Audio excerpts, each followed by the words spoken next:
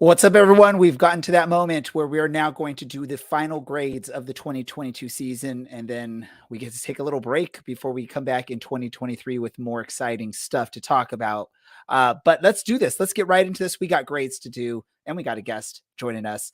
Welcome to the Podcast of Champions. This is the Orange and Black Soccer Cast.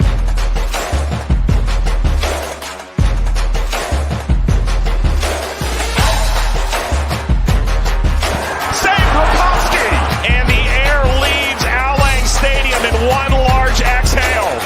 Trouble. Arozarena's beat. Orange County opens the scoring. It's Thomas. Kuninga scores! The old guard with a new trophy. This is the Orange and Black Soccer Cast, the first and only podcast dedicated to Orange County Soccer Club, its fans, and supporters. Follow us on Twitter at OCSC_SoccerCast or on Facebook at Orange and Black Soccer Cast. How's it going, Orange County? Welcome to another episode of the Orange and Black Soccer Cast, the first and only podcast dedicated to Orange County Soccer Club, its fans, and supporters. I'm your host, Ray Samora, and I'm here to take you through our final episode of 2022 as we do some player grades, talk about Orange County Soccer Club, and whatever else is on our mind for the final episode of the season. Let's run through the gauntlet of who we have joining us tonight. First, let's bring on the man, the original, Mr. Dylan. Dylan, how are we doing today? I'm doing well. It's good to be back, and I'm excited for the last episode of the year. As I'm sure most of us are already, this is the time of year where so much more stuff is going on. It gets busy, hectic. So it's good to take a little break from this. Let's also bring on someone that's now been with us. How long has it been now? It's pretty much two seasons, a full 2 seasons now. And that's Mr. Bradley in Las Vegas. What's up, Bradley? I was expecting to be first, as I never am, but I always have just learned to know that Dylan sneaks on the show at the beginning, right as all the enter credits are coming. I think the Twitter notification gets sent out, and Dylan's like, "Oh, I got somewhere to be." I think we got to run the tape. I think you've been called out first a couple times, Brad. So don't start. It's been a while. It's been a while. Don't be jealous, start man. complaining. It's fine. Yeah, no complaining at this point. Next, who's become a regular now on our show, and obviously we love that. And he's sort of the new amazing bearded man with, what does he have? He has lights on his beard. Man, that's Mr. Jingle Beard himself. Larry, how you doing, my man? It is December. It is time for Jingle Beard. I got the braids going on. I got a little bell, if you guys can hear the bell, and I got the lights this year. We are going full-blown Jingle Beard. Merry Christmas, happy holidays. What's up, fellas? How's everybody doing? We're going to have to listen to that bell, that jingling all episode long, man. Wow. We happily only put one bell in. Do we need to do like a warning because we got the flashing lights coming off his beard as well? I don't know. Let's welcome on who's next on the list here. Oh, it's the man himself. Everyone knows this man, Mr. County Line Coalition. It's Blaine. Blaine, I believe, what is this now? Second or third time on our show, right? I think this might be my first time, actually. I think it's the first time I'm showing my face, at least. I will say this, for those that didn't follow us back in the days, you did make an appearance when Dylan and I tried to do a random, like, live after a game, like a preseason match. Oh, yeah. And I think we were all a little bit hammered at that point, so it was actually very interesting and fun. Who knows? But officially on an actual official episode, we got Blaine now. Welcome, man. Thanks for the invite. Yeah, no worries. And it's perfect timing because now you get to come on and help us do some player grades, which is awesome. And we're at the top part of our list now. So now for today's episode, we're going through the players that played a large amount of minutes for the club. And we're going to go right into this in the first one. I know this is sort of a bittersweet one to start off the show with, an ultimate fan favorite in his time with Orange County. And that's Mr. Mikko Kuningas. Everyone remembers that amazing kick in the championship match. I know, Blaine, you were there with a shirtless Dylan. I don't know. Were you sporting a fanny pack with Dylan at that match? No fanny pack on me. No, what do you think of Dylan's choice of? What do you think of his choice of no shirt but a fanny pack? you know what, Dylan, you know what, make moves. What are you gonna There do? we go. There we go. Well, let's get to Mikko Kaningas. Probably a little bit disappointing because of injury issues. He only played about half the matches, 16 matches in 2022 for Mikko Kaningas. 10 of those were starts, just under 1,000 minutes, 915 minutes. He did have 1 goal, 2 assists, and 6 yellow cards. Not a great per 90-minute goal rate, but again, dealing with nagging injuries throughout most of the season. Let's go straight into the grades, and I'm going to go to Mr. Jingle Beard. You get to kick us off with our grades tonight. Mikko, oh Mikko, wherefore art thou, Mikko? Not the same player that he was last year, not even close, unfortunately. 16 games, it was such a drag because this guy was the ultimate spark plug for the team last year. He was the difference maker, I think, in so many different ways. Painfully, I am only be able to give Mikko a D+ on this season. There we go. Kicking it off. What was that again? A B+ or a D+? D as in DJ Ray. All right. I'm going to assume you're going to have some harsh criticism, maybe in the chats or maybe from some of our participants here. Let's go to Brad. You're great for Mikko Kaningas. Do you agree with Larry and a D+? I'm not quite at a D level, but definitely a C-. Obviously injuries account for a lot of that, but even for his time on the field, you could tell he was hampered by it. He wasn't the same Mikko, and he didn't really contribute much. He wasn't as much of a disruptor when it comes to, getting inside opponents' heads, and that was one of his best roles. So, all right, Dylan, where are you? Are you more on Larry's side or more on Brad's side? I'm more on Brad's side. I can't fault Mikko for being on the pitch this year, and I definitely have some rose-colored glasses about last season and that free kick. So I'm going to give him a B- because, I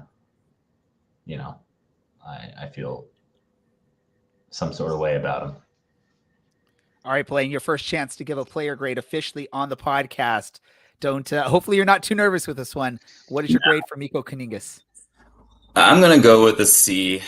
Man, that season prior, 2021, though, like one of the big things with Mikko was earning those yellow cards from the other team, and the yellow cards that the other teams accumulated because of him, and also red cards. Like that went a long way for our 2021 season. He didn't get a chance to do that this year. So, and obviously the nagging injuries. So, and when he did come on, like he didn't have that tenacity, I felt, that was going to get in the guys' heads, maybe because he was not feeling as strong. So the way the season went, I get a C, but I love you, Mikko.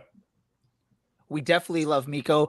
My grade, I wish Alan was here so I could just sort of play with Alan on this. Grade for Mikko, SD, Social Distortion, not San Diego. He's probably a reason why there was even a collaboration with Social Distortion at some point this season because of the love that Mikko had shown and that knowledge there. You got Jingle Beard rocking one of those collab shirts, it was a really cool collaboration, by the way. And obviously the chants that came along from Caroline Coalition with some Social D flair were always pretty awesome. As far as on the field, I have to go just sort of right in the middle, a C.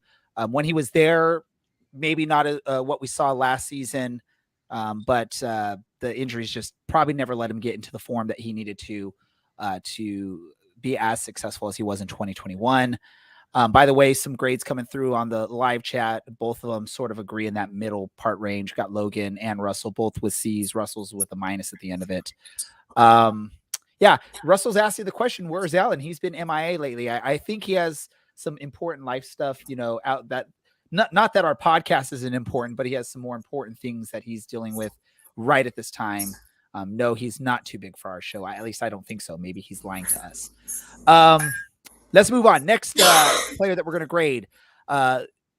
He is second on the team for appearances, but his minutes are still a little bit lower than maybe would have expected. from him, and that's Mr. Ugo Okoli. I know there was a lot of thought with Kubo coming in that Ugo's minutes would drop and his appearances would drop. We saw the emergence of a Milan Oloski, didn't really impact it. Ugo still made quite a bit of appearances, and he had some good impacts out there. There was one match I remember sort of, later in the season where he turned things around in the second half, put the energy and sort of willed Orange County to a win in that match. So Ugo, and another player that sort of has some fond memories, interacting with Caroline Coalition. I'm going to go to you first, Blaine, for Ugo's grade. What do you got? I was just kind of expecting a lot more out of Ugo with a full season, personally. So he's going to get kind of right in that middle of the pack for me too, on the C. I guess it's tough with this season, the way the season went. We can probably give a lot of players that because they didn't turn that many games around, And so I was just disappointed, and was expecting a lot more production out of them and with a full season. So I'll go with the C. Dylan, you're next. I have to give him a C too. I think a large part of Ugo's issues is that we were always trying to chase matches instead of throwing him up top with 20 minutes or 15 minutes to go and just having him bully opposing defenders. I think us not being a very good team and kind of trying to use Kubo as an Ugo didn't go too well. So no fault to his own. I think he had a not so great year, and I'm sure if you asked him, he'd probably agree. Larry. Ugo, legend. That's a great way to describe him, I think, is legend. Won us a game early in the season with 2 goals coming off the bench late. I believe it was against RGV, and the second goal was pretty much a walk-off goal. Love the guy. He wasn't quite what Thomas was last year, wasn't quite that real full difference maker like Anna Bolton did after he came back from his injury, but I'm still going to give Ugo a solid B+. All right, Brad. I mentioned it last week in our last podcast that I'm not going to be giving a lot of good grades this week. And that goes for Ugo too. He should have been, at least most of us thought he should have been playing more minutes or slotting more goals, especially when we saw less of Kubo later on in the season. So I got to give him a C-. So my question here is, we are talking about the third leading goal scorer for the club this season, behind Milan Oloski and Kubo Torres. I'm curious to hear what some of the grades are on this, compared to maybe a Kubo Torres, because there's a very similar goals per 90 minutes going there. Ugo made a lot of late game appearances. He didn't really get a lot of opportunities to put in a full day's work, which, anyone that plays any kind of sport, whether it's soccer, basketball, football, it's hard when you're not getting consistent minutes. And that can very well be a big part of why he struggled this season. So I'm going to lean more towards a grade like a B-ish grade, B-ish grade, just because I think he tried to contribute to the team. It was just difficult when he's not getting consistent starts or consistent minutes, and he's being brought in when the club is down, because we tend to go down early on a lot of matches, it seems like. So that's what I do with him. Next up, we are going to move on, and who do we got next? We got Mr. I don't know, is it a crab walk that he does when he does that weird thing?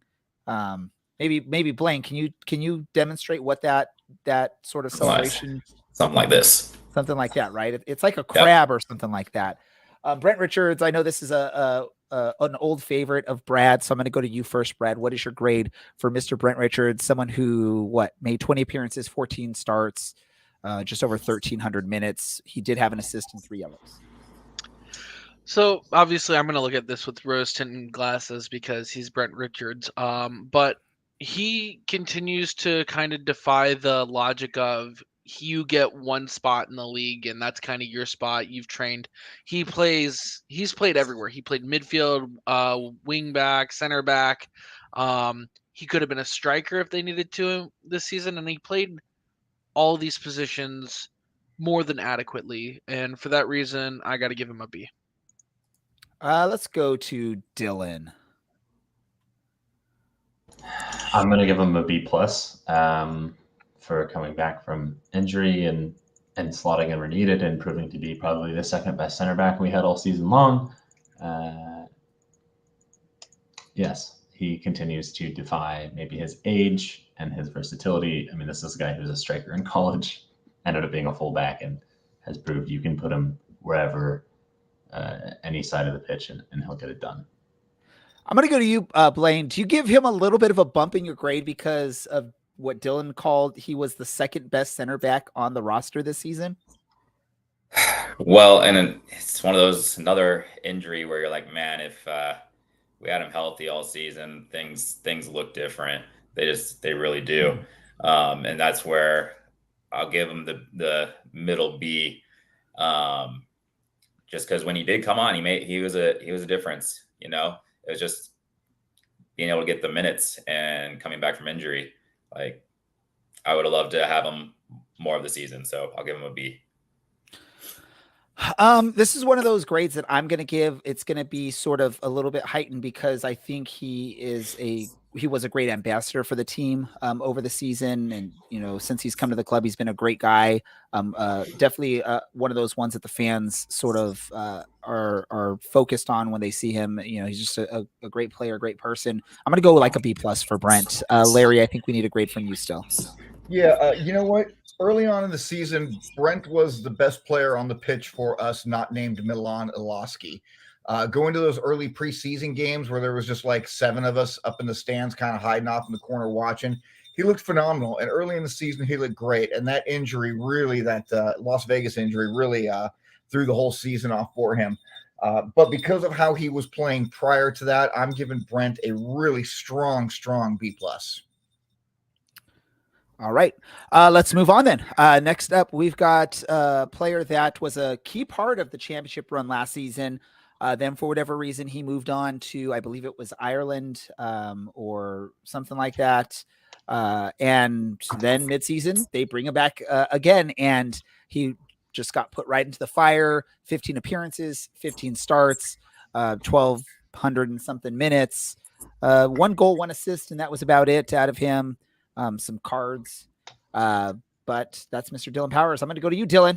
I don't know. Who do you think? Do you still think you spell the name Dylan better than Dylan Powers does? You're absolutely right. I do spell it. I'm a little bit disappointed in Dylan Powers. He might be just a little bit tired from Northern Ireland, I believe, with Glentoran. It seems like he lost a step from what we had, and still I think he brought some stability and ability kind of from range. I'm going to give him a B minus. It's hard to say what his impact was because the problems that were directly behind him and the problems that were, you know, not named Milan Iloski right in front of him, I think kind of hindered what we could have seen out of him. And he did come in at a time when it seemed the club was like weekly announcing new center mids joining the roster too. So I don't know. At least he was a known quantity and a quality player instead of another, you know, month-long loan or month-long contract of some guy that, you know, had one good game against us 2 or 3 seasons ago. There you go. I'm going to go to Larry next. Now, do you give him any bonus points? Because he has the name Dylan, but it's sort of phonetic, where our Dylan's looks like it should be like Dylan. And I have a nephew named Dylan, so but I'm not giving extra points for that. It's funny. Dylan here just said it. Russell said it in the comments, and my comments that I have written down. He seemed to have a little bit of issue with fitness compared to last year. One of the first things I said when we saw him back on the pitch was, wow, he looks a little bit thicker than he did through the midsection, looking a little bit more like me as opposed to looking like Dylan down there right below me on the screen there. So in spite of that, love watching this guy play, and I give Dylan Powers a strong B. I'm going to say this. Anyone that is listening to just an audio version of this and jumps in mid episode, they're going to think whenever Larry talks, there's like a cat in the background or something that, playing with a little ball or whatever it may be. Yeah. Swatting at something. I'd be interested to see if a cat was sitting right on your desk with you, if they'd be swatting at those jingle bells, by the way, Larry. Mr. Man, I'm just thinking weird thoughts now. Brad, go for it. I mean, Dylan Powers wasn't the problem of the team. He was solid. He's exactly kind of what you expected out of Dylan Powers. Coming back halfway through the season, he slotted in. He wasn't a liability, but this team still finished 8th, and therefore he's B- for me this season. There we go. Blaine, grade for Dylan Powers. I'm going to give him a B-. I had the exact same thoughts as everybody else when he first came back. You're like, okay, well, he's been at least training with this club in Northern Ireland, but you're like, his fitness right off the bat wasn't the same as the end of the season prior. He did bring a calmness to the midfield, and I mean, it's like everything else this last season. You just, especially with a known quantity from the season prior, you expected just a little bit more, maybe more creativity, but a lot not being his fault. So B-. Yeah, I have to go sort of in that B- range. For me, I look at it as, what would have the season been if Dylan would have just stayed in Orange County and started the season there with us? Would it have changed anything for Orange County's stability in the midfield?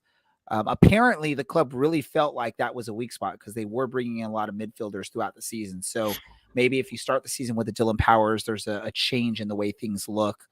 And who knows? It's, the whole butterfly effect. You have Dylan Powers remain instead of going to Northern Ireland for a few months. Like, it could have changed the whole season, right? That's the whole concept of that.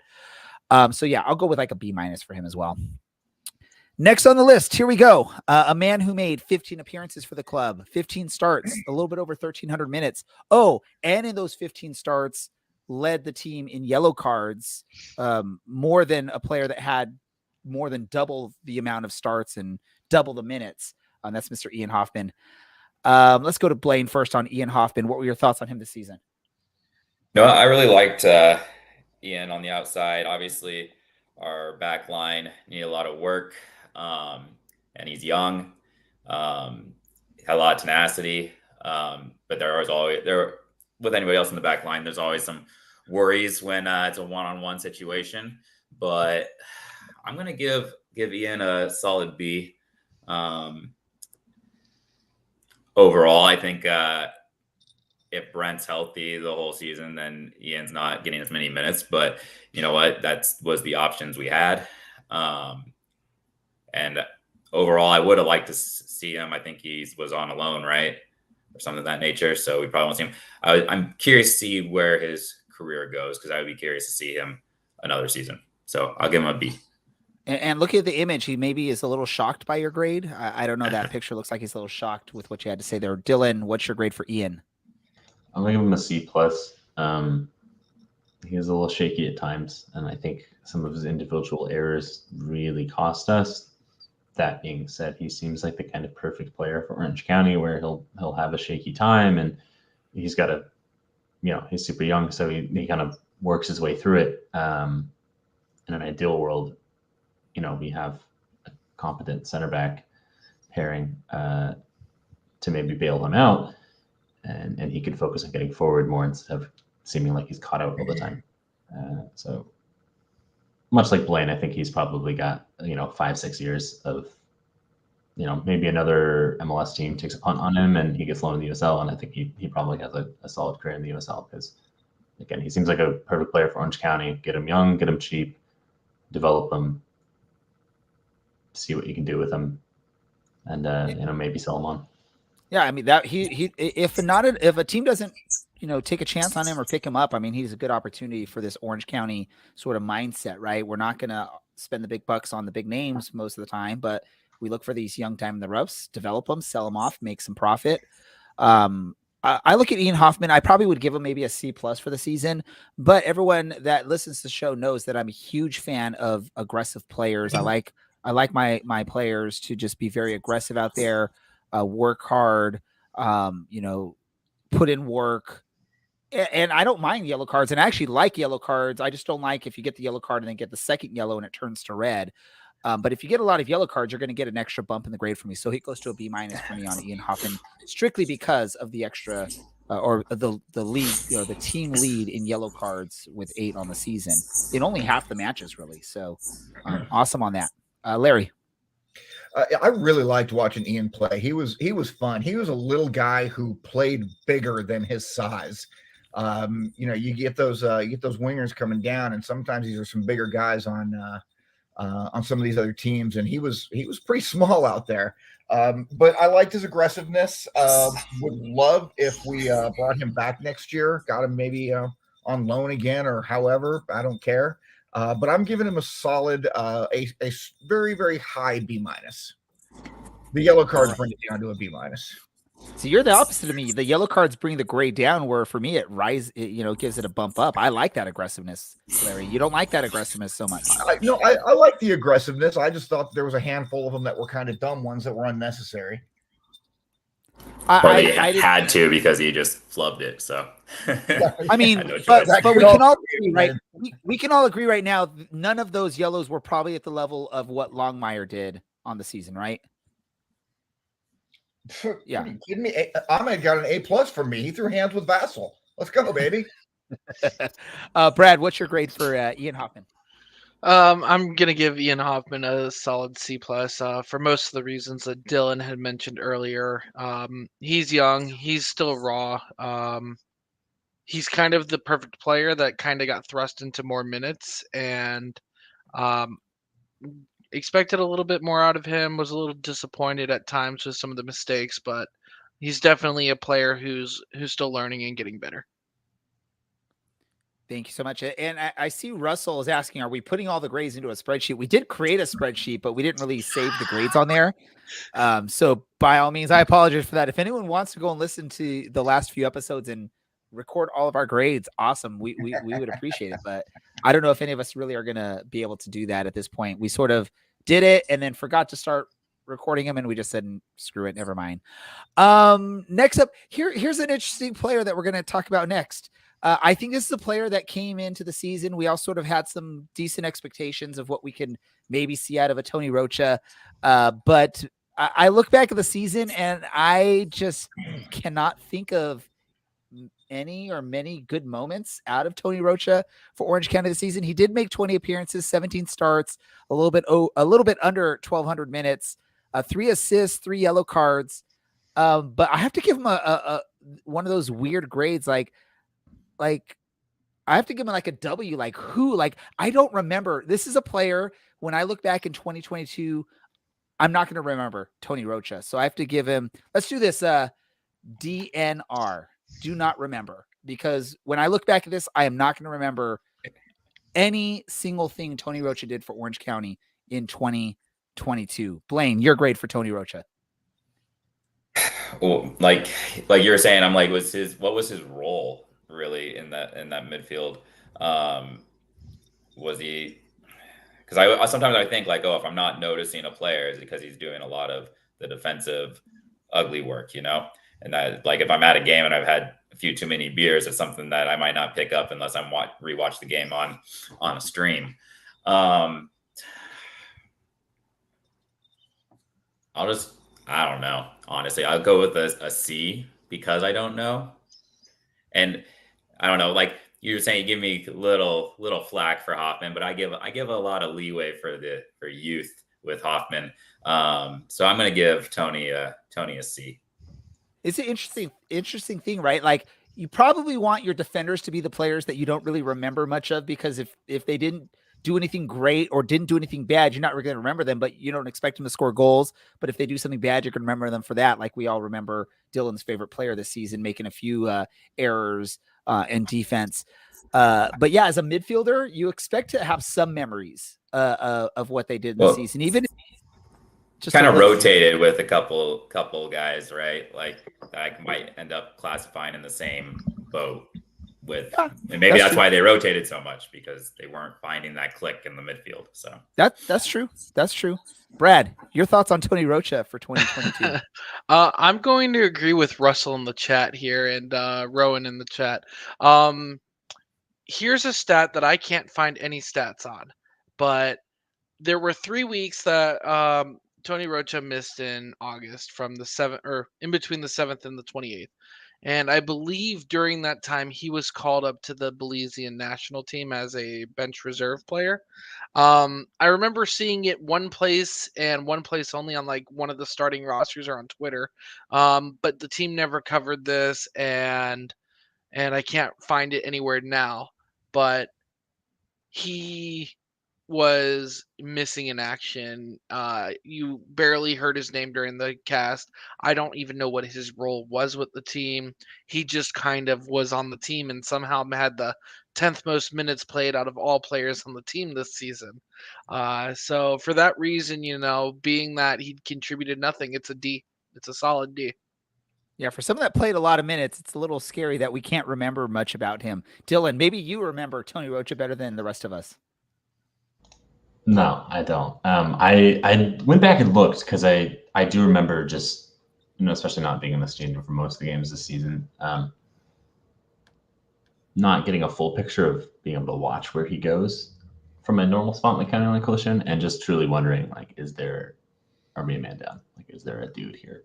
And looking positionally where he is listed to have played, which is not always accurate, but kind of anywhere in the midfield. And I feel like that's a pretty good summation of what happened. Like, he might have been everywhere, but he wasn't anywhere helpful or relevant. A lot of switching the play and kind of being in the middle of that link of, as we pass the ball from one side of the pitch back to the other side of the pitch, never getting into the final third, never really offering much. 3 assists, but it's a lot of minutes to only manage 3 assists and playing in the midfield. I don't know. I got to give him a D here because I'm disappointed. I know he barely played in New York, but I still expected more from a team or from a guy that was riding the pine for the former MLS champions. Larry, your thoughts on Tony Rocha, who, again, I think a lot of the Orange County fans had some decent hopes for when they signed him in before the season. I'm just going to summarize what everybody here has said, and I'm going to give him a grade of an M for meh. It's meh. Meh. Nothing good, nothing bad. Meh player, meh personality. He gets a meh. Who? Meh. Bye. I'm going to say this right now. It's a little scary. Jinglebeard that's sort of what I would expect, like an Alan to give a grade. Our other bearded expert on the show do like a meh. That sounds like an Alan-esque grade from past. So who knows? Let's move on. Next up on our list, I believe, is Mr. Kevin Partida. Let's make sure. Yep, that's who it is. Kevin Partida played in 30 matches, 21 starts, 1,863 minutes, 2 assists, 7 yellow cards, 1 red card. This is where that aggressiveness for me gets a little bit too much. I'm not a fan of red cards. I like yellows, but I do not like reds. Let's go to you, Larry. Right away, we're going back to back grades for you, Larry. You know what? At least, unlike Mr. Meh, Kevin had a personality and he was a really nice guy. His yellows. His yellows were, most of them were just stupid yellows. They were just unnecessary, like getting the yellow on the bench after he was already on a yellow. That's just dumb. That doesn't make any sense whatsoever. Outside of that, liked him a lot, but I don't know. Meh part 2, C-. So like Meh 2.0. Yeah. Okay, Dylan. I'm gonna agree with the C-. I feel like we failed to do much of anything with him. I remember he actually seemed to be somewhat useful when he played in Reno all those years back, and just offered us so little. Maybe I'm too biased. Maybe I'm being too harsh. So I look forward to being proven wrong, please.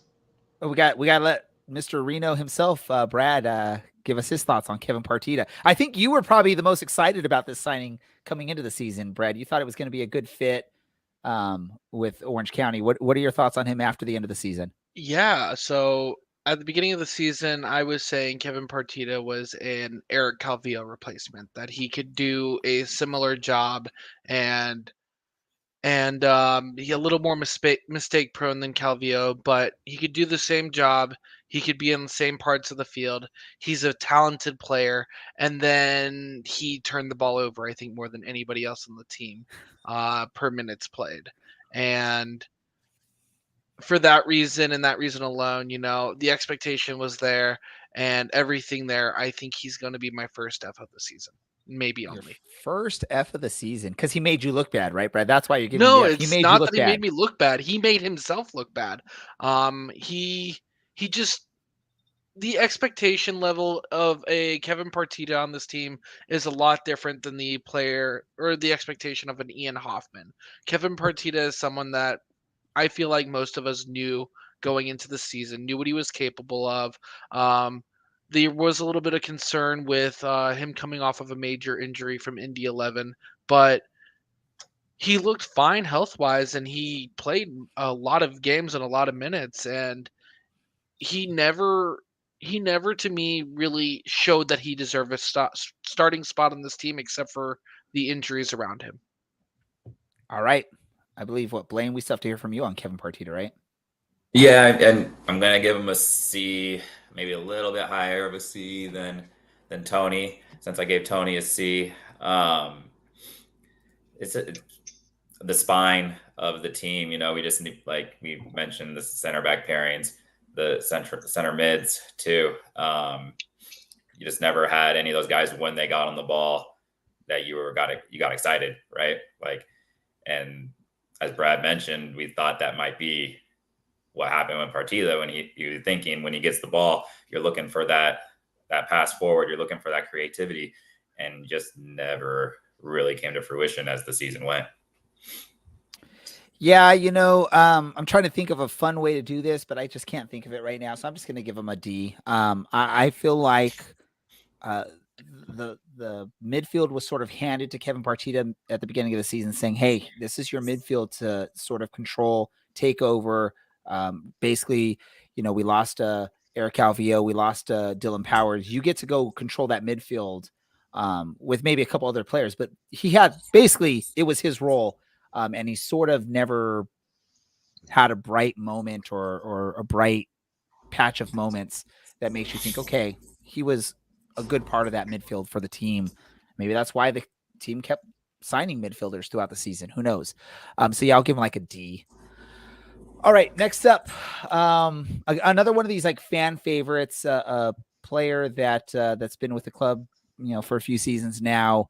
Definitely just a good person. I think the fans will agree that's a player that you'd love to see him back next season. That's Mr. Seth Kasipel, according to our graphics. It's Seth Kasipli. The E's missing there. Sorry, I'm not trying to make our producer Andy mad about that. I know he threw this together, so I appreciate that. Dylan, your grade for Seth Kasipli for 2022. Yeah, he's another player I think has kind of lost his step since that foot injury a couple of years ago. And let's be frank, quite a few other injuries he's had. He's still just absolutely puts in a shift every time he gets out there. He was still plugged into positions he probably should not have been asked to play, and yet, you know what, still looked decent, as a fullback, and was far from being a disappointment. I'm going to give him a C+ because I don't think we used him to his strengths, but he deserves a good amount of credit for being available and for being willing. Perfect. I'm going to go with a grade of a U+. The U stands for utility. I think he's sort of that utility player that you could have. I think Coach Chaplow just felt like I can put Seth Kasipli anywhere, and I can trust. He may not be the best at that position, but I can trust he's at least going to be able to hold his own in a position such, like Dylan said, defensive back.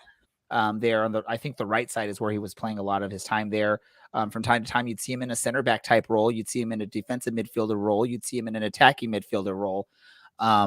It's one of those things that I'm not trying to like turn this into a baseball type podcast, right? But it's one of those things you sort of need on a roster, whether it is baseball or soccer or any other sport. You need that player that sort of can just sort of do whatever you need at any time. When you look at the sport of soccer, because you have such limited sub opportunities, it's good to have a player like that you can, that's not their best position, but you can throw them there and you can at least know they're not going to make you pull your hair out. They're not going to stress you out because they're playing out of position. They're going to at least be able to be decent at that position. And I think that's what Seth Kasipli does. As far as his play on the field, I'll give him like a B+ because I like the guy. He's a good guy. And I think he did what he could do at positions he probably had rarely ever played in his professional career. So we'll go with that. Brad, Seth Kasipli. I love the as for his play on the field, I'll give him a B+ because I like him. Liking aside, I do love Seth Kasipli. He's probably one of those players on the team that you would run through a wall for. He is just a genuinely nice guy, and I hope that, if the team doesn't re-sign him in the offseason, they get an F grade from me there. I'm just going to throw out Fs all over the place. But as for his actual on-the-field play, I'm going to give him I think a B-. Good player. You can throw him anywhere, and he's going to do things at an above C-level tier. He's not going to ever really give you, outside of maybe once or twice, an A+ game. But he's going to be a solid player in a USL Championship league. And when you have, 18 players on a roster on a match day, having a B- player you can plug in as a substitute is a good thing to have. Blaine, your thoughts on Seth Kasipli? Yeah, I'd go with the C+, B-. As you guys have mentioned, I hope we sign him again. But he's not a game changer. So when he's not on a starting lineup, you're not like shocked. But if he is, you're like, cool. Like he, like you guys have said, he puts in the work. So you're not worried that he's in there, but you also don't expect him to make those big plays consistently that are going to turn a game around, but you expect him to get in on tackles and be consistent that way. So B-, C+-ish. Somewhere in there. Larry, thoughts on Seth? Team leader and assist. Seth Kasipli did Seth Kasipli things all year long. He can get an assist. He can score you a goal. He can do anything you need. That is Seth Kasipli. And because it's also fun to hang out with him, I'm giving Seth an A. Also, I have it on very, very good authority that Seth Kasipli will be signed by a team eventually.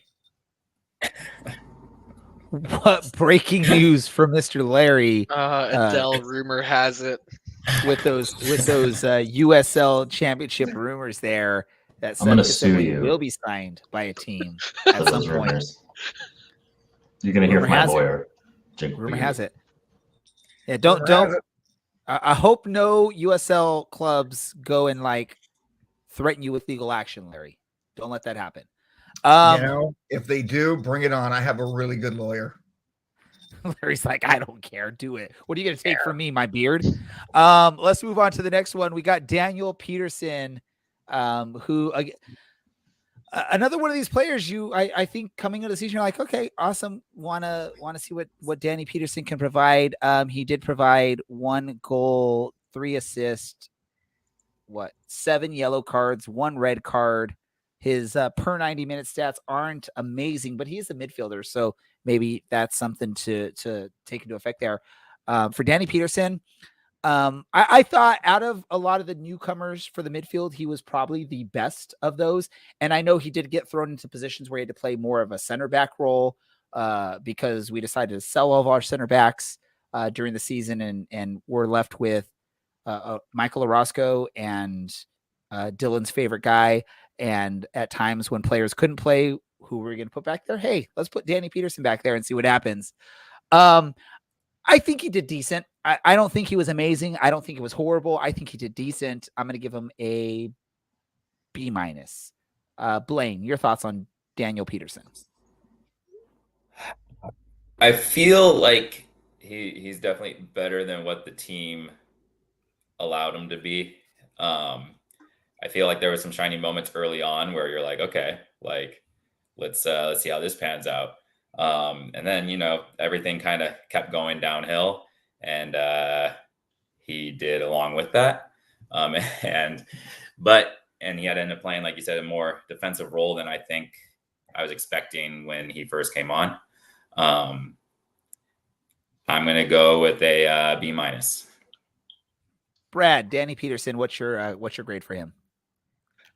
I feel like he's one of those players that you come into the season, you expected a little bit more out of him.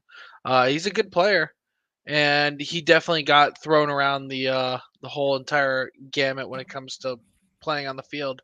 And for that reason, I think I'm going to end up giving him, I think a C+ seems about fair. All right, Dylan, your grade for Daniel Peterson. I'm going to give him a B. Was really debating on another grade there. I think, much like what Blaine said, we didn't really offer him a great opportunity to show what he's capable of. I expected him to anchor the midfield. Instead, he mostly ended up anchoring the defense. And despite not being a center back, was quite a good center back. There we go. Larry. I really like Danny. I thought he was a terrific player on the field, on the pitch. He showed a lot of leadership qualities. I'm giving him a really strong B+, and I will say that if he is back next season and Rob Kiernan is not, Danny Peterson's our captain next year. If Rob is back, Rob is our captain. But I really like Danny. I think he was a terrific player. He was fun to watch. Really nice guy. And I love the Danes. I feel like, Larry, you want to like merge Rob Kiernan and Danny Peterson together, and we're going to have Rob Peterson as our center back, it seems like. So awesome there. The bells are throwing me off. It's messing up my concentration. All right. Let's move on to our next grade. I think everyone graded, right? We got everyone's grade or no? I can't remember now. I'm just sort of lost. Yes, all right. Let's move on. Here, we're going to do something special for this next portion. Instead of all of us giving grades and taking like 30 to 45 seconds each, I'm going to dedicate the next 2 minutes to Dylan to give Albie Skendi his grade for the season and his reasoning for the grade. Dylan, go for it. Wow. Where to begin? Does it start with an F? Yes. Does it end with an F? No, because there's a minus in there. I am blown away by how lost he looked. I'm blown away by the decision to play him as often as he was played. Wow. Well, I think it Dylan, all caps off. Wait. I know I was going to dedicate the time to you, but you cannot be blown away with the amount of time he got when we sold all of our center backs and we didn't sign any to bring in to replace those that we sold. Fair enough, but I think we found enough midfielders that could play on the back line that at some point we should have just said, we're done. We'll just play people out of position. There was a lot of people defending him saying, hey, he's not a center back, he's an attacking midfielder. But the fact of the matter is he spent the majority of his time in the Oval actually playing as a center back before having, get this, a stinker of a match and being dropped and never appearing again for the club. So it sounds a little bit familiar to his 2022 season. I think all of his time spent in Orange County, it's summed up in that Sacramento match where he, yes, is by himself for 60 minutes, but routinely makes, even before Michael Orozco gets sent off, makes mistake after mistake after mistake, leading to goals, leading to chances, and then ultimately just can't do it himself, looks lost. I'm kind of glad he was benched to make room for some of the other guys, because this was probably our worst player this year. And I missed all the drama on the internet when he started going after fans who started going after him, but that must have been pretty funny too. I don't know, man. So let's just say this, right? What did we learn in 2022 is the fifth tier of English soccer / football probably is not at the same level as second tier US soccer from what we saw here, because that's where he came from, right? And also, like, did he score more own goals than goals, or how did that work out? I don't know. And then the curiosity was It was a wash, right? So it was a It wash. was even. It was 3-3. So if you do the math, basically he ends the season with 0 goals. Then we sort of washed the 3 goals he scored with the 3 own goals. And that has to probably be a record for the club, though, for own goals scored by a single player. So Blake, yeah, him or Aiden Quinn, I think, but he did it. No, but in a season, I think he's gonna. I don't think he. I think that record's gonna stand for a while for one season as an own goal scorer. Yeah, it was weird. I'm gonna let each of y'all, Blaine, Larry, and Brad, just give a quick grade on it. You don't have to get in discussion because I think Dylan shared a lot of thoughts. Unless you have something that's just that you have to get off your chest. Blaine, go for it. I mean, I don't know all the details, but we kept Albie long, and we just let Blake go. I'm sure there's other stuff in the background there, but why? I'm sure there's some politics with, agents and so forth, but he was painful. You were worried every time the ball got near him that he was going to give it up and it was going to be a goal. So Larry. He tried. A for effort. He tried. We're gonna do like we're gonna do the modern day school grades. A for effort. Everyone gets a trophy. Albie was a really, really nice guy and a 5th tier of English soccer. If we played Wrexham would kick our ass. Sorry, but it's true. Anyway, next. Brad, if we do like sort of the whole participation stuff, does Albie get the tallest trophy out of all the kids because he was the tallest guy on the pitch? Yes. So for Albie, the comparison I would make is you're tall, go play basketball. He is the soccer equivalent to that. He was lost. An F is almost too good of a grade for him. He got a 0. He maybe had one good thing on the season, and he scored 3 goals for us. He was just the worst player on the team by far, and I said a lot of bad things about Kevin Partita. Let's do this really quick, right? We all know it's sort of, I think we mentioned in the past, it's sort of similar to Eero Markkinen in 2021, Albie Skendi in 2022. He probably came in not expecting to play a whole lot of minutes. Maybe, it's someone, if you need a big body at the end of a match, you bring him in. If you need to give someone a rest, you bring him in. Sort of what Eero Markkinen went through in 2021. It sucks because if you come in for that role, but then you have to play big minutes and you can't live up to those big minutes, you're going to have fans not happy. But unfortunately, I don't know Albie Skendi as a person. I've never really spoken to him. I never spoke to him, actually. So I feel bad having to give him such a bad grade, but that's the grade he gets. Let's move on. Mr. Eric Torres, second leading goal scorer for Orange County with 9, 2 assists on there as well. Played in 33 matches, over 2,100 minutes. I think the experiment worked as far as giving Cubo Torres a chance to play, maybe sort of redeem his career.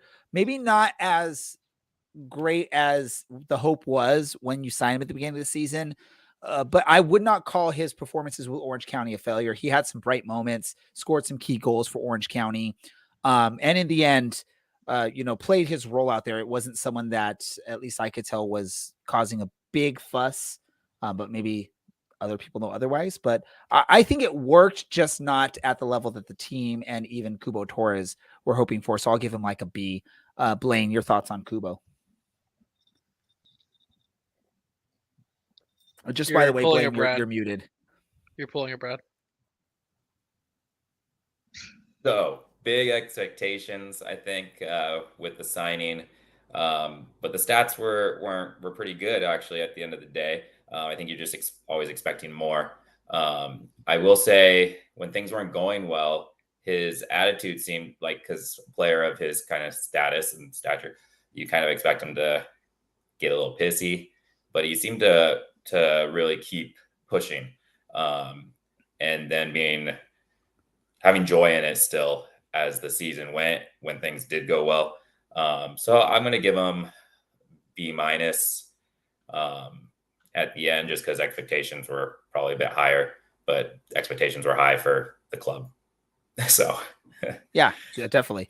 Brad, you're great on Kubo. And yeah, like Blaine said, I mean, at the end, the second, third, or the final third of the season, a lot of these players that probably think they're really good could have just quit on the team, but he's one of those players that didn't seem to quit. He was still at least playing and, fighting hard out there, right? I think the only person who would consider the Cubo Torres experience a failure is probably going to be Cubo Torres himself. And that's, at least in the first half of the season, he was probably one of our better players alongside Milan. And he scored a lot of goals. He had 9 goals and didn't have a goal since August. And he wasn't a failure. Later on in the season, I guess you could say that his attitude might have cost him a bunch of minutes and opportunities. But for all the things he did on the field, he was also responsible for bringing in a lot of new seeds. He was advertised as someone trying to resurrect his career in Orange County and look to make his way back into Liga MX. I don't think he will make it back there, but he definitely brought a lot of butts into the seats. Definitely did a lot for fan engagement in the community, and for that reason, I got to give him, I think, a B-.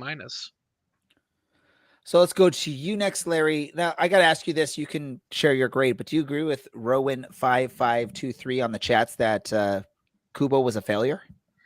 Absolutely not. Number 2 in goals, number 5 in minutes played, led the team by far in time spent actually laying on his ass on the pitch. So that plus the 9 goals, solid B+ for Kubo. Dylan. Get him a C-. So you agree more with Rowan than the rest of us? Yeah, I know he scored 9 goals. Quite a few of those are penalties. They weren't great penalties. I was expecting more for a guy who seemed like he was coming in here to play for his career. There we go. Moving on. This is probably the point I've been dreading for most of this episode, is getting to a grade on Patrick Rakowski. Love the guy. Love what he did for the club in 2021. But 2022 was not his shining moment. A lot of it was probably his defense and Dylan's favorite players sort of leaving him out to dry there a lot of the time. But still, you probably could ask Patrick Rakowski, and he probably would say that this was not a shining moment for him. This season was not a great season for him. Grades for Patrick Rakowski. Larry, you get to go first on this one. Sorry, man. I will never say a single bad word about Patrick Rakowski. Patrick is today and will always be a club legend, which is what I said to him in German, along with a few other things. His backline failed him. I think that probably 3/4 of the goals that he let in were not on him. There was a couple. He made some mistakes. Everybody did. But I think that a huge portion of his failures this year do not get laid at his feet. Love the guy. I'm still going to give him a really strong B. Let's go to Brad. Brad, go for it. Chuck, if you're listening to this episode, cover Charlotte's ears, because Patrick Rakowski is a legend, but this was not the season he had last season. And to be fair, like Mr. Butterfast already said, this was not all his fault. He didn't have any howlers. He didn't make the saves we expected out of him, especially after playoffs 2021. But it was definitely down from the prior year, and he will be a legend for this club. And he won a championship, was a big reason why. C+. He was the reason why, Brad. He was the reason Orange County won the championship in 2021. Yeah, but if he doesn't, like Dylan said last week, if he does not make that save in the 20th minute or whenever it was, even before that, Orange County is out of it. They're not going to win. So he is the reason they won that. Here's what I'm going to say with Patrick Rakowski. Again, sorry for bringing up baseball, but like in baseball, the pitcher gets pretty much most of the credit for wins and losses when you look at it. That's what a goalkeeper gets in soccer. And unfortunately, Patrick Rakowski let in more goals than he probably should have on the season. And as much as I love the guy, as much as he's been a great, person joining our show, he has to take some credit. And he knows this as a goalkeeper. I think any goalkeeper knows a lot of the blame is going to be put on the goalkeeper's shoulders when it comes to just poor performances, especially on the defensive end. 2021, I would have to go back and look what I gave him. I think it was probably an A or an A+, but for this season, really, I'm sorry, Patrick, but it's a C-. Blaine. Sometimes when you get a team that's not performing well, and the defense is letting a lot in, you get a lot of moments for goalkeepers to make big saves. You get some highlight reels still, even though a lot are going in the back of the net, because they're getting a lot of shots to save. And there weren't those moments this season, even with the amount of chances other teams were getting. I did think there might have been some fitness issues compared to last season. Obviously, it's a goalkeeper, so people don't think about it as much. But I felt like there could be some fitness issues and why the performance was lower than expected. So I'm going to give Patrick a C. Although we did learn when we had Patrick on recently that his tracker that they wear, he runs, what was it, like 16 kilometers or something like that in a match, or some number where you're like, you wouldn't even think that's what they're moving. Huh? I think it was like 6 or 7, but still for a keeper, that's a lot. I inflated it at 16, but still, so yeah, 6 or 7 is still quite a bit for a keeper. Did we get all the grades for Patrick? Dylan, what's your grade? Dylan was hoping I would forget him because he does not want to have to say this. No, I'm going to give him a B. I think the issues that Patrick Rakowski had, he seemed like he was maybe a step behind, which as a goalkeeper is, maybe 3-4 inches of reach. I think a lot of the glaring issues come from just how horrible we were this year. And I think at some point he started trying to do a little more than he's able to. I think he started trying to be more of a sweeper than he needed to be. Because when the guy in front of you is unpredictable and pretty bad, to keep things family appropriate, you're trying to make up for it because you're trying to, push the team ahead. Unfortunately, that didn't work out. All right, next on our list is the equal of the two Olowski brothers, and that's Mr. Milan Olowski. Apparently, I caught really a lot of flack last week for saying that Brian was the lesser of the two Olowskis. So to go on to this week, I'm going to say they're equal. The Olowskis are equal. We got Milan Olowski, 31 matches, 30 starts, 2,500 minutes, which if next season both Olowskis can do that, then we're missing that jingle beard there. 22 goals, led the USL Championship in goals, Golden Boot winner, 4 assists to go along with that, 8 yellow cards. Is it safe to say that we're all giving Milan an A+, or does anyone have an alternate thought for his grade? If you have an alternate to an A+, let me know right now. If you do, what the hell's wrong with you? Okay, Brad raised his hand, Larry. So you what could the do hell 2 is wrong with you, pluses, Brad? A++. I just want to say he does not deserve to be in the short list for MVP, unlike what Larry would say. No, he's an A for me. I don't think anybody really deserves to be an A+ after finishing last place in the West. It's more of like a nobody deserved A+ because the team was a D. Can we start the hashtag now, Brad out or Polanski out? I mean, that's pretty harsh there. I heard Blaine A++. He wanted to add an extra plus to that. I'm sorry. I don't care how bad your team is. 22 goals is still an amazing feat. I know, Larry thinks Larry thinks he should have been in the MVP run. I know Brad and I were in agreement on this, that no, you're on a losing team. You don't deserve that, but Golden Boot winner, great. You could take that. Blaine, thoughts on Milan really quick? I mean, if you're Golden Boot winner on this side, like he's doing so much on his own. Like, he would get the ball in places that he's not supposed to shoot from, and he put it in the back of the net. And he probably felt like he had to start doing that. but yeah, A plus, maybe a second plus. He was the bright spot of this season, the really only bright one. spot. So Here we go. My grade. And this is, I'm sorry, Taylor, if you're listening, don't get mad at me, but BI is the grade for Milan Orlowski. Better Orlowski.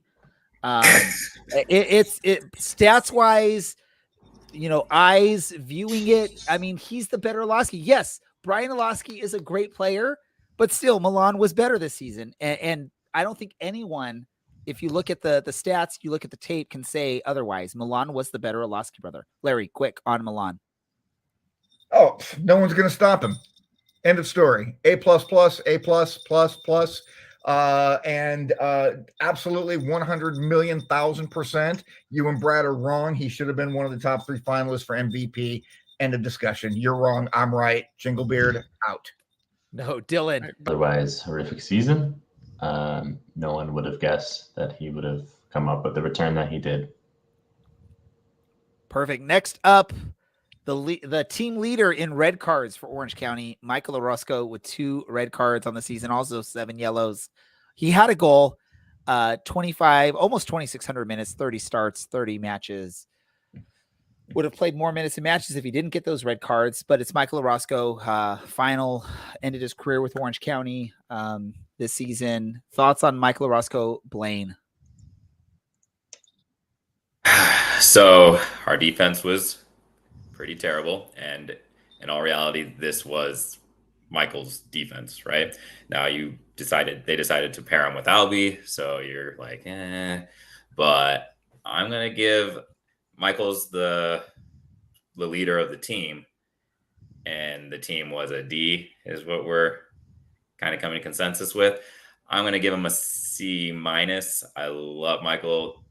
The season was a fiasco. So my grade for Michael Orozco is WRK. Where's Rob Kiernan? I think Michael Orozco came to depend on Rob Kiernan to make up for his aggressive mistakes that he would make on the pitch. We've all seen the moments in 2021 where Orozco maybe played a little bit higher, made an attempt that didn't work out, and Rob Kiernan saved his behind. Unfortunately, without Rob Kiernan, you have Albie Skendi or Danny Peterson or Brent Richards or whoever you're sticking in the other center back position, and they're not quite as knowledgeable of how to help and protect and back up their teammates. So unfortunately, it was a struggle for Michael Orozco. But yeah, that would be my grade. Larry, your grade for Michael Orozco? 2 really dumb red cards. Obviously lost a step out there. However, he scored our last goal of the season and what is probably going to end up being the last goal of his career. A great leader, great human being for his time as an overall and what he did for this team the last, what has he been here, 3 years, 4 years, however long it's been. Because of that and because of that last goal of the season, he bumps from a C plus to a B minus. Dylan. Club legend. Not surprised he didn't have as good of a year. I mean, in 2021, he played all of 3 minutes, and typically anyone of any age, after playing that much in a given year, is going to suffer some injury issues and have some fitness issues the following year. So it makes sense that he had some of those this year. The red cards are what you get. It's not the first time. It might be the last time. As far as I'm concerned, club legend. I'm gonna give him a nice, maybe, gift of a grade of a B, and nothing cooler than doing shots with his family. Brad. You got to go to me after going to Dylan, and Dylan gives a better grade. I'm more with Blaine on this one. He's supposed to be the captain of the team. He's supposed to be the leader. He's the leader of the defense. It's his defense, and I think Blaine said it perfectly with I believe it was a C minus. So I think I'm gonna just give a mirror grade of that. I can guarantee you, if he spoke to Michael Orozco, if we had him on the show, he would say that missing Rob Kiernan was difficult. He wouldn't make an excuse for that, but he would basically let you know Rob Kiernan was his cohort back there in defense, and it was difficult without him. Last player we're going to talk about, and man, surprised that this is the man with the most minutes for 2022. Probably wouldn't have got those minutes if not for the injury to who was it? Brent. it wasn't Brent. I think was it Danny Acosta, right? Was Danny the big Acosta. injury that gave Alex Villanueva his shot. And I can count on my my hands. I could figure this out. There were multiple matches where I think fans were saying that was the man of the match for Orange County, which is awesome to see for a young player that has a bright future ahead of him. Alex Villanueva, 34 matches, 32 starts, 2,700 minutes plus, 2 assists as a defensive player. Blaine, your thoughts on Alex for the season? I'm going to give, obviously still defense had a lot of holes, but I'm going to give him a good solid B into the B plus area. Exciting to watch. Yeah, a lot of mistakes, but I forgive a lot for youth, and I'm excited to see where his career ends up. Dylan. Yeah, mistake prone. You can definitely tell he's a converted winger, but so young. A rough cut diamond at the moment. I hope he can stay fit. I hope we hold on to him next year. Gonna get him a B minus. Some of those issues did hurt us a little bit, but if he wasn't just, I'm sure you'll use this term in a minute, an energizer bunny, just getting up and down the left side of the pitch, and was. I think you mean Energizer Bunny, because I think you said Energizer Bunny, but by all means, still go for it. Who knows, man? It's too late in the night for me. Yeah, that kind of mobility was sorely missed on a team that was hamstrung with injuries. So kudos to him for being available since we had no other options, and decently consistent. Larry. Kid played 90% of the minutes that the team played this year, and that's a great accomplishment for a 19-year-old kid. Yeah, a little bit of mistakes here and there, but God, he was fun to watch. And I would say there's probably 6 or 7 games where he was our man of the match, at least. I gave him an A on the season. I'd love to watch him play. I'm keeping my fingers crossed that he's back next year, or if nothing else, we get a boatload of money for him. So Alex gets an A from me. Brad. When we had Alex on the show and he was talking about, he came to Orange County because he thought he'd get minutes and he'd be working his butt off. We got exactly what was being advertised to us. The kid worked harder than I think anybody else on this team. He ran more. He was on the field for 200 minutes more than the next person. He just delivered on that regard, and I hope the team brings him back. I hope he gets to build on the season. I would give him an A personally, but I gave Milan an A, and I don't feel like he was at that same level. I'm going to give him an A minus. I think there's a lot to look forward to with Alex Villanueva and a lot of the other younger kids that we have coming in on that back line, like Miles. And I give him an A. He was right there behind Milan Milosky in what I thought was a great season for a young 19-year-old player in the USL Championship. Let's not forget, he's only 19. So he's got a bright future ahead of him. Really quick, 2 more grades we're going to give, but this round, it's just give the grade. Unless you really, really feel like you have to give an explanation for your grade. First grade is Coach Richard Chaplow. Blaine. C. Dylan. C minus. Larry. U. What's the U for? For me being unqualified to give Richard Chaplow a grade. Brad. I think I'm going to give it D minus, a C minus as well. He got scared. It's almost a D plus. It's close, but I'm going to go with like a rounding up from like a 69. So I don't want to get in trouble from Dylan because I gave Coach Richard Chaplow like F or D minus a couple years back, or last season, I think it was. Richard Chaplow has to get a D for me. I think this season was just horrible all around. Injuries played a big part of it. I think the thought is going into the season, he's going to have sort of full thoughts and full control over what the roster is going to look like. So let's see what happens. Let me give him a D plus because of that, because he didn't have full control of what was happening there. Last grade, and I don't think it's on our slides. Maybe it is. Who knows? Is front office. Grades for the front office in 2022. Brad, you go first. Are we talking about like signing players? Everyone. Great for It- Gnarly. Let's give a grade for Gnarly. Let's just I'll give 2 grades here because I'm going to separate the front office and I'll be quick. front office and Gnarly. I need to know. Okay. Front office as a game day personnel of a front, I think they misidentified what we needed on the field and did not give us what the team needed. They're going to get a D for that. Front office from fan engagement and community engagement, A++. That stadium looked amazing, and I wish I could be there. And having all these fans come out to City Hall with the whole Galaxy fiasco, the front office that worked on community relationships and bringing people to games, great job to them. And you're great for Gnarly for 2022. G for Gnarly. Blaine. I think we got to keep in mind the Kobe Henry sale. That's a big deal, big marketing, and also hopefully money that we see come to either build up our academy or bring in some other signings next season. And I think the way that we're going with the youth, and hopefully we will find a way to keep moving players, I'm really liking all that. I'll give that a solid B+ right now. Not going to comment more on player signings. We'll see how it goes this next season. It obviously did not go well this last season with injuries added as well. I feel like in years past, we've gotten better loans when we've hit these situations. And I don't know if the relations have moved on, but we weren't getting the same kind of loans as we have in season past mid-season.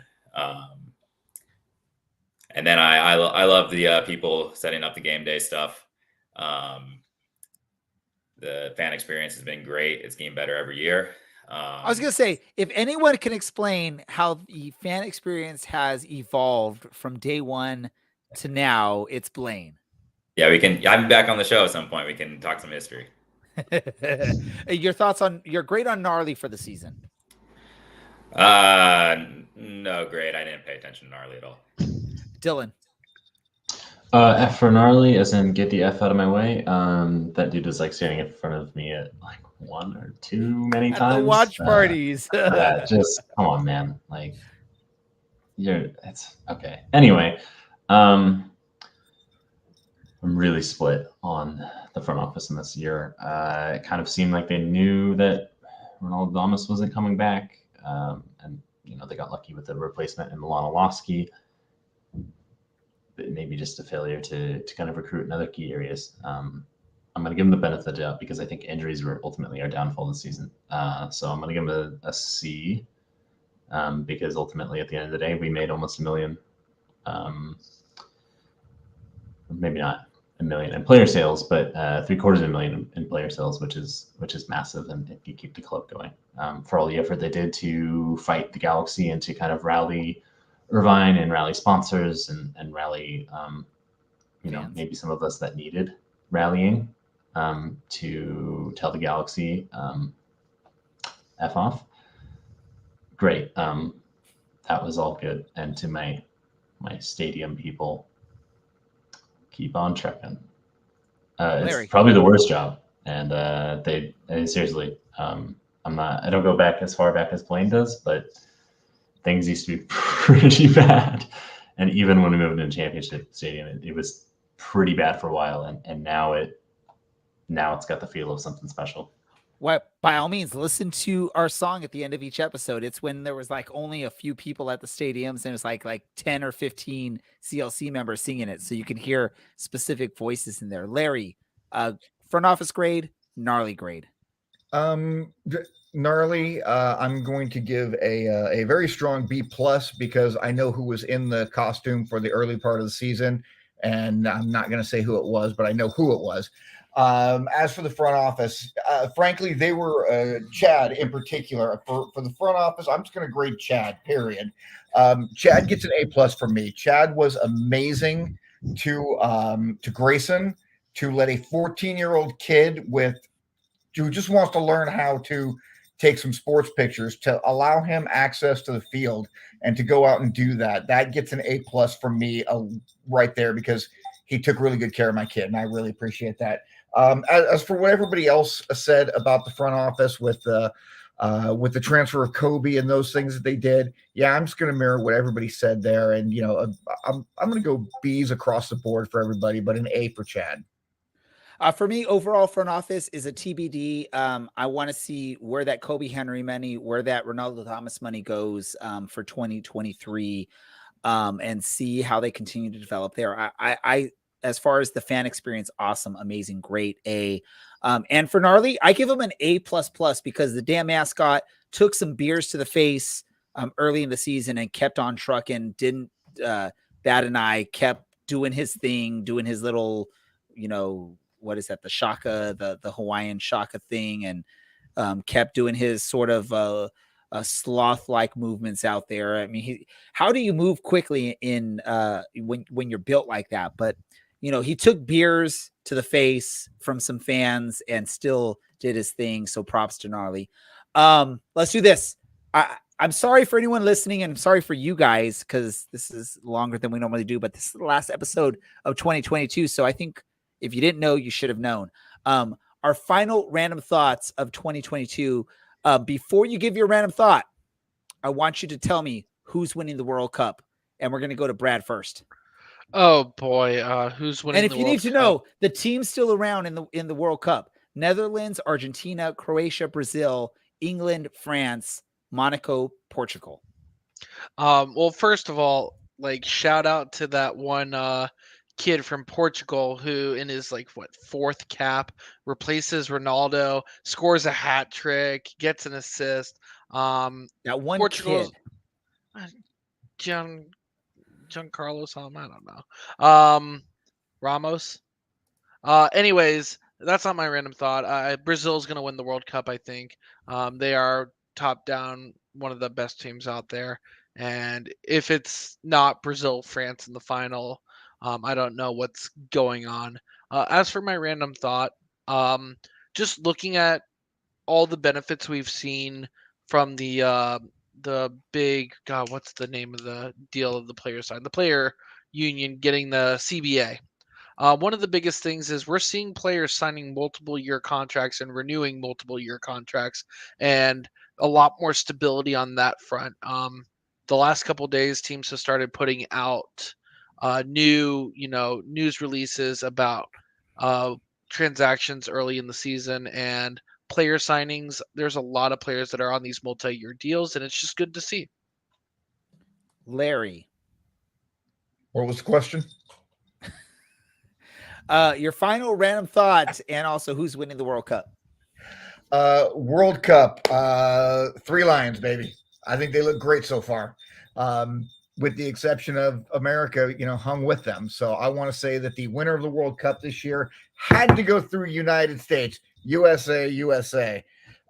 Final random thought for the whole year. You want me to give it a final random thought for the entire year? Yeah. You know what? Go out, be good humans. That's it. Love each other, embrace each other. He stole Dylan's final thought from every episode this year. Sorry, Dylan. Dylan, go for it. Who's going to win the World Cup? Probably not footy fans. Ayo. Probably not the people building the stadiums either. Or no one getting paid. Yeah, be a good person. Be safe. Have a wonderful holiday period. And we'll see you in 2023. All right, Blaine, random thought from you, and who's winning the World Cup? I'm going to give the World Cup to Brazil. The confidence is through the roof. And then random thought, making a snowman out of marshmallows, chocolate chips, and peanut butter is a lot of fun. And it was delicious. Me and the kids today, that was our little holiday fun tonight. It was a great time, and it tasted delicious. So for World Cup for me, I'm going to have to just say Brazil, because my oldest son is hoping for a Brazil victory, because if they do win, he gets a prize from me. And so we'll go with that. As far as for random thoughts, if your HVAC goes down and you don't have heat in the wintertime, if you have a fireplace, don't forget about it, because we've been out without a heater for the past few weeks. And just today, I remembered we have a fireplace. Why not turn on the fireplace and get some heat out of that to heat the house while we're waiting for a discounted price on HVAC stuff. So don't be stupid like me and forget that you have a fireplace that you can use. Unfortunately, most Californians forget about a fireplace, because when the hell do we ever use a fireplace in Southern California? That wraps up 2022 for us here on the podcast. I want to thank each and every listener that watches live, that listens to our podcast, that watches the recorded videos, that supports us in any way. Who knows what you do to support us? Thank you so much for doing so.